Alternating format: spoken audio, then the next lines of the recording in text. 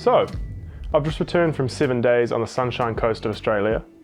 Despite my crippling fear of spiders and snakes, I was pretty adamant to get out and sample the local riding. We're staying in a really awesome place called Noosa. It's about an hour and a half north of Brisbane, little lovely surfing town. And yeah, they had a few trails out the back of town, not a huge amount of elevation, not very steep, but really well built. I spent a bit of time scoping out the local bike shops for rentals, and there were quite a few options, but I ended up going with something that I thought would make the most interesting comparison to my personal bike, the Canyon Spectral, the one I reviewed and called Raw Value for Money. You can see that video linked here. You can read the title of the video. Let's just crack into it.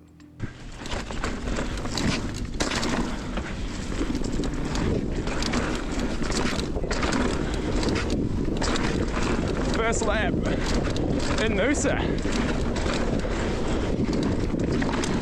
Oh, I need to move my brakes in, that's right. Got them set up pretty weird.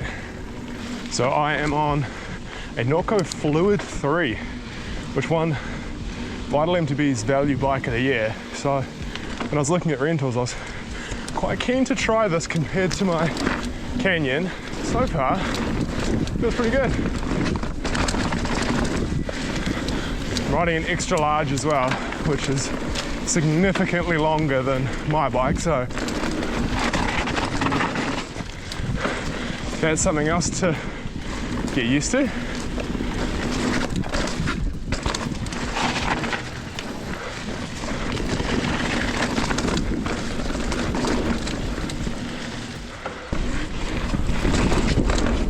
Oh, I didn't change my brakes. Bloody hell. Oh, that's cool.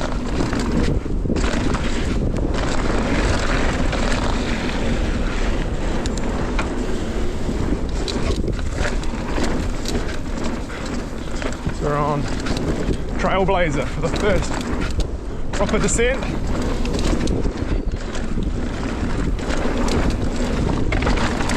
Oh, that's cool. Oh, need to be looking ahead.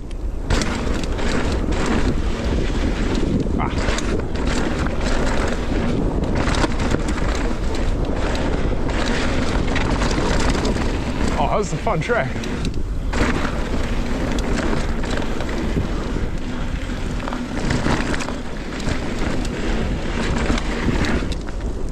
A bit hard to do that.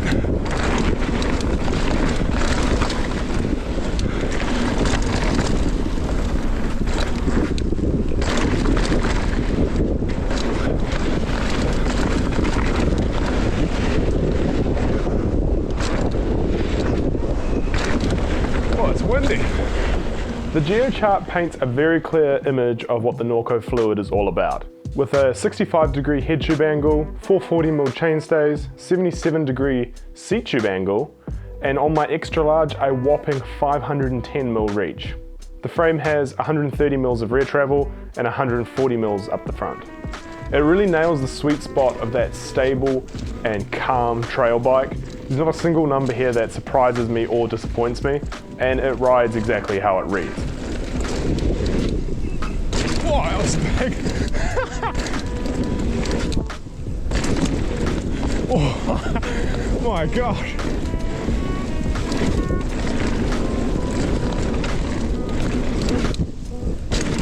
This is so good.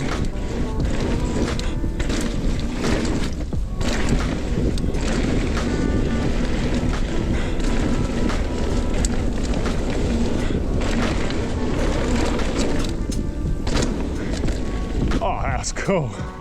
Stable is definitely the key word I would use to describe it, but there's definitely enough pop when you need it. Bunny hopping over things wasn't too hard, despite it being very long and fairly heavy, especially kitted out with a spare tube, a bottle, a cage with a toolkit in it, all that sort of stuff that you get with a rental. So yeah, it had enough pop.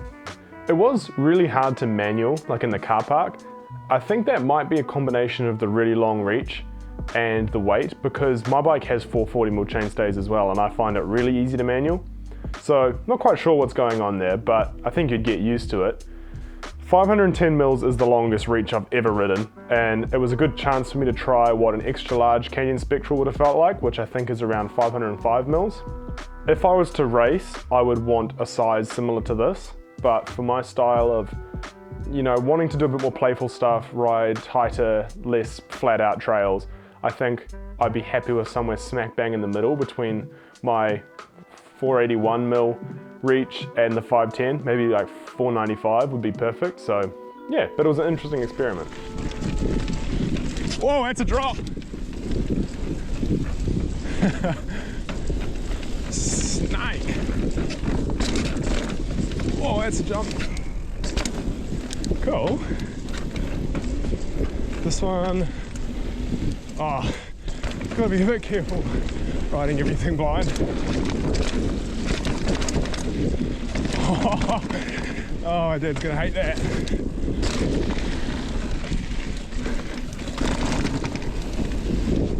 Oh, beautiful.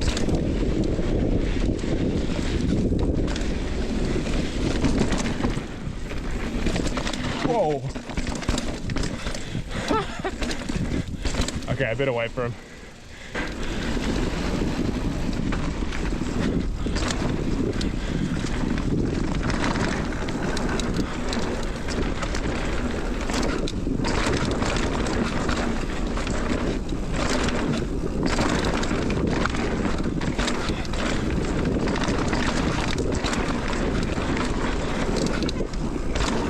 Yes!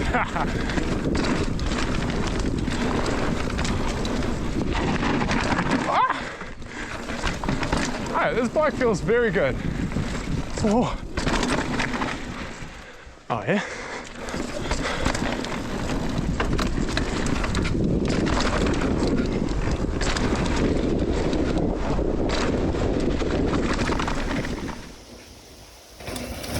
With that long wheelbase and long reach, it definitely felt a bit harder to move around in the air.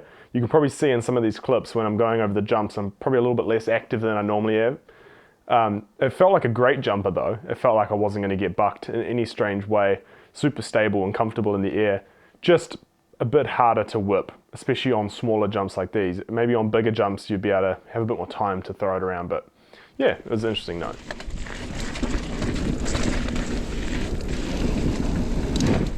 Oh.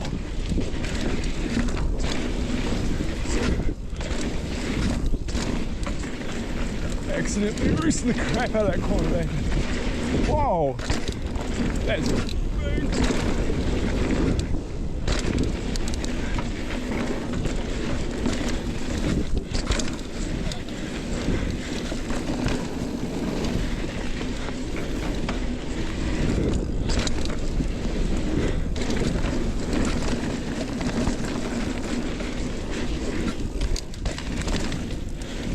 Oh man.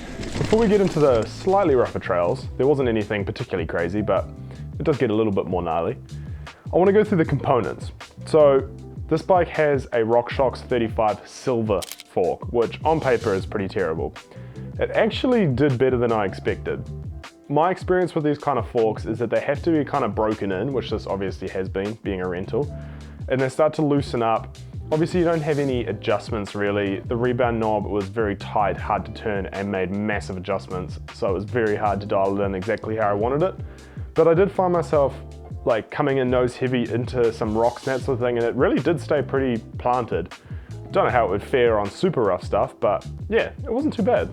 There's a RockShox Deluxe out the back, I think is what they call their cross-country shock. Yeah, it did a pretty good job. The 130mm of rear travel did feel pretty bottomless on this. Not super plush, but I had a few big hucks to flat and it didn't seem to bottom out or make any harsh clunks and that sort of thing. Definitely feels like it runs out quicker than my Canyon Spectral, but I think it probably felt better than I was expecting for only 130mm.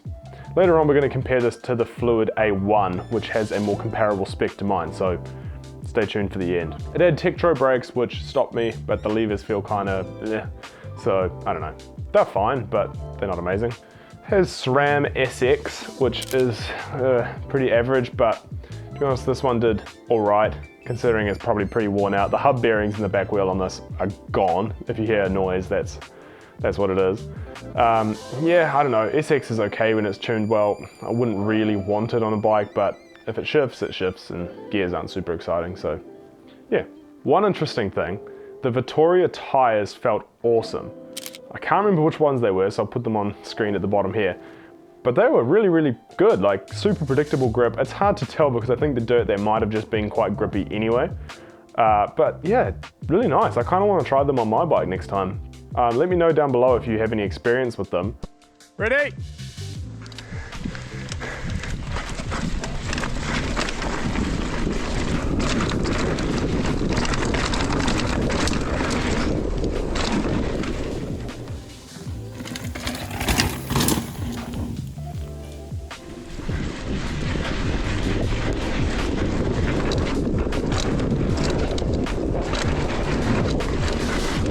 Whoa!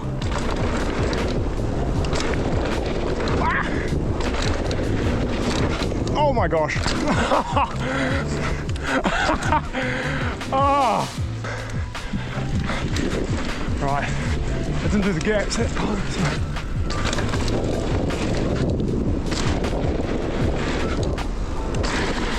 Oh man, that's hard. All right.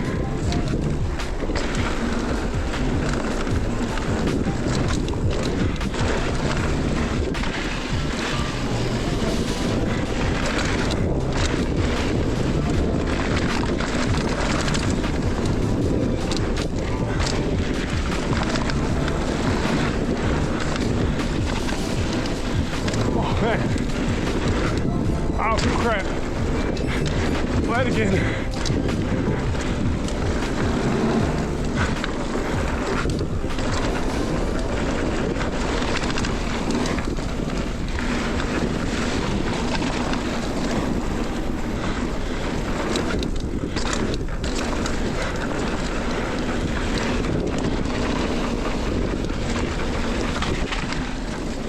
Oh man. I should have tried that.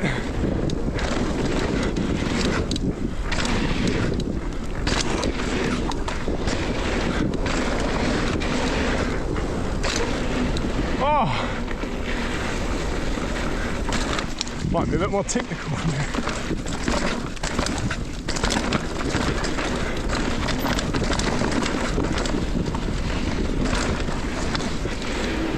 Oh. Still nice.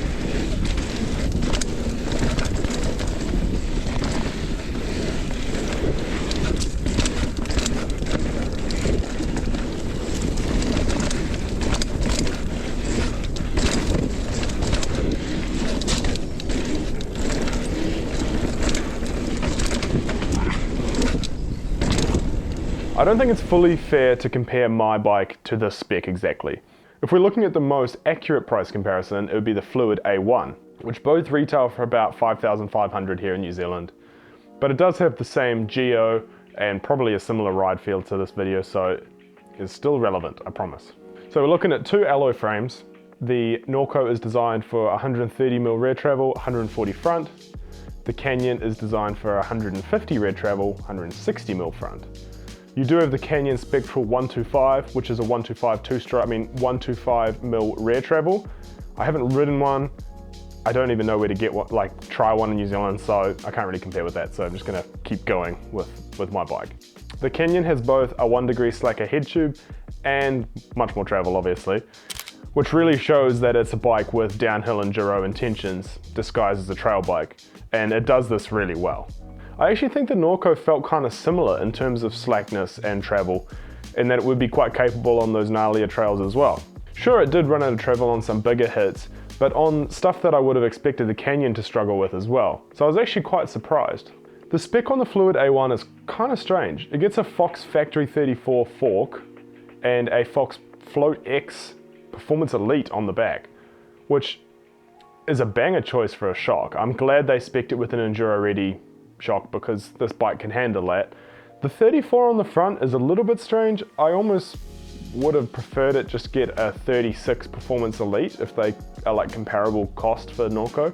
It just seems a little bit undergunned for the riding that this thing is capable of, even though it only has 140 mils of travel. But then again, 140 mil long 36 would be pretty short, so yeah, maybe it was the only option. But I mean, regardless, it's going to be a great feeling suspension setup, much better than the one I rode. We have TRP Trail Evo brakes on the Norco versus Code R's on the Canyon.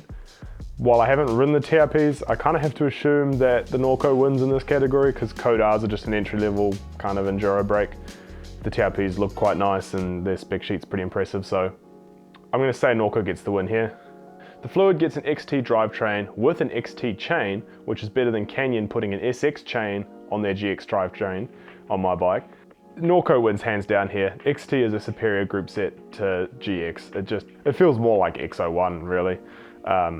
It's just super snappy, super nice, so they win there. Everything else is pretty comparable between the two. Personal preference really, so the video's getting kind of long. I'm just gonna cut to who wins. While they're kind of designed for slightly different purposes, I have to agree with Pink Bike and Vital MTB giving the Norco Value Bike of the Year, or even Bike of the Year. It's pretty ridiculously well spec'd, especially for something that you can go and buy from a shop rather than direct to consumer. So it's supporting the mountain bike stores rather than taking away from them. I think the Norco wins here.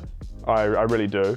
That being said, if you tend to find yourself in bike parks more often than not, I think the Canyon does have a higher ceiling for capability. When you're in those trails with braking bumps so big you could lose a young child in there, you're gonna feel pretty out of control on the Norco. So I would probably suggest the Spectral if you ride rougher, faster stuff.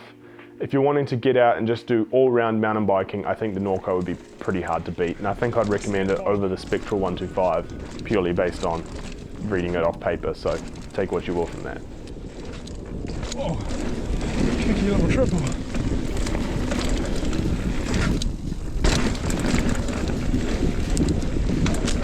Oh, wow.